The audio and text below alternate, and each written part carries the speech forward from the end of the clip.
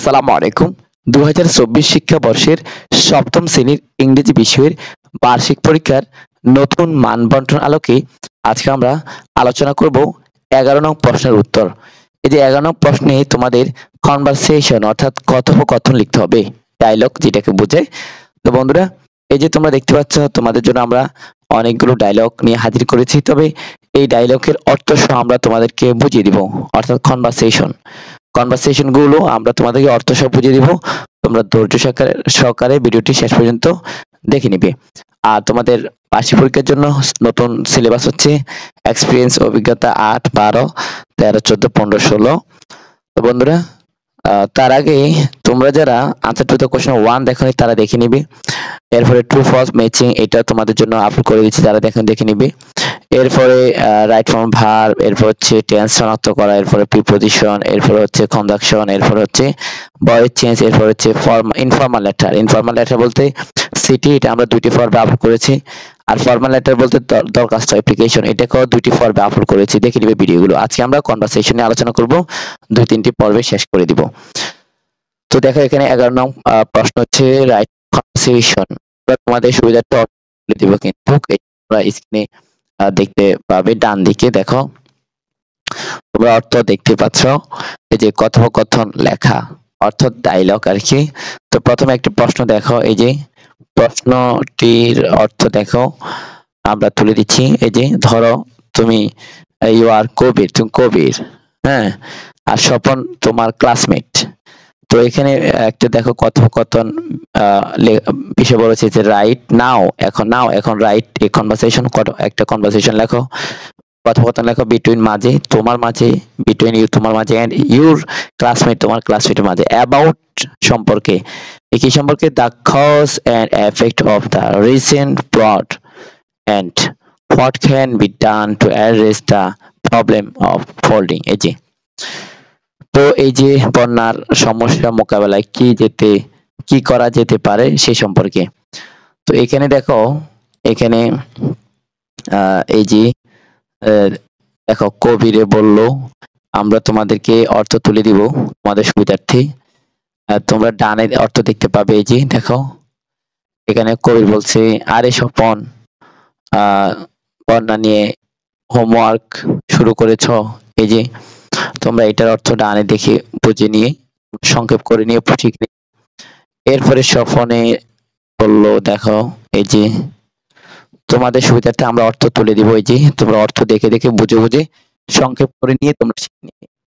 তোমরা এখানে যেটা আছে খুব বহু তা শেখার দরকার নেই, তোমরা সংক্ষেপ করে শিখে নিবে, এর জন্য অর্থ তুলে দিচ্ছি। এই যে এরপরে দেখো বিষয় 2 নম্বরের বিষয় দেখো,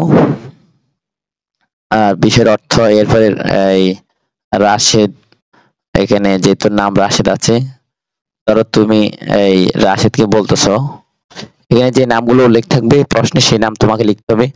যদি কোনো প্রশ্ন দেওয়া না থাকে, যদি কোনো নাম দেওয়া না থাকে, তখন তুমি যাই তোমার থেকে নাম ব্যবহার করতে পারবে।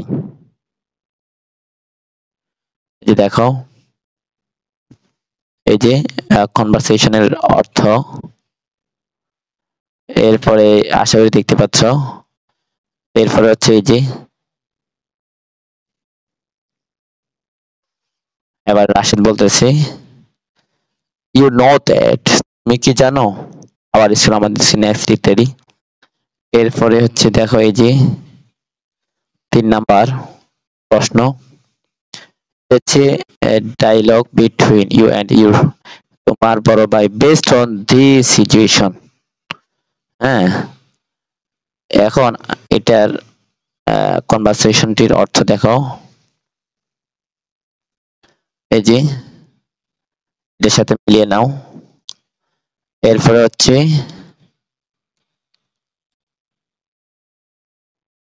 দেখো মনিরা, হ্যাঁ, সাব্বির মনিরা দিয়ে তোমরা স্ক্রিনে ডান দিকে অর্থ দেখো। আচ্ছা, এরপর হচ্ছে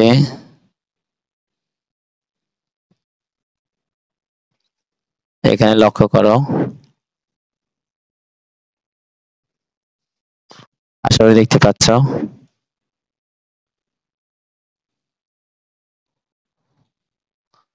তুমি অনিক বা অনিকা তোমার বন্ধু হাবিব বা হাবিবের যে কোনো গল্পের বৈশিষ্ট্য শনাক্ত করতে পারা। এই যে এরপরে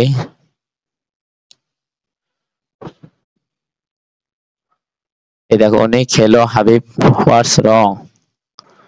হ্যাঁ, এটার সাথে এটা মিলিয়ে নিবে। ৪ নং এর অর্থ দেখো। এরপরে হচ্ছে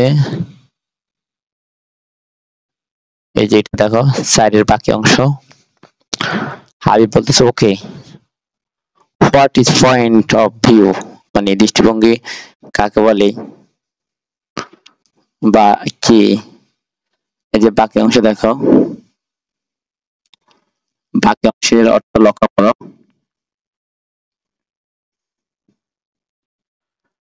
আশা করি দেখতে পাচ্ছ। এরপরে হচ্ছে এই যে তুমি সুমন বা সুমনা, তোমার ফ্রেন্ড রানা কারিনা তালিকা দেখো।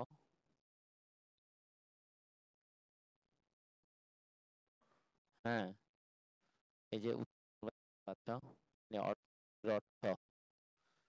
এরপরে হচ্ছে এই যে এখানে দেখো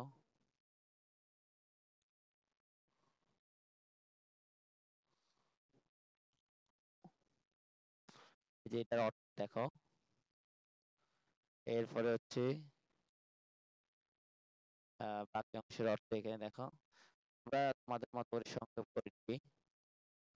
তোমরা তোমাদের মত করে সংক্ষেপ করে নিবে অর্থ বুঝে। এরপরে ৬ দেখো, আজকে ৬ করবো।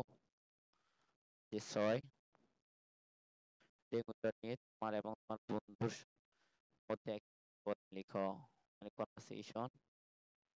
এরপরে হচ্ছে এই হ্যাঁ হেই স্বামী, আরে স্বামী তোমাকে টেনশন, এই যে why are you looking so, এই যে দেখো। এরপরে এই যে বাকি অংশ, এই যে এখানে আজকে আমরা একটুকে করব। পরবর্তী পর্বের মধ্যে আমরা পরের সাত থেকে শুরু করব। এই যে তোমরা স্ক্রিনে দেখতে পাচ্ছ অর্থ সহ। বন্ধুরা, আজকের ভিডিও এখানে শেষ করছি। ভালো থাকবে, সুস্থ থাকবে, আল্লাহ হাফেজ।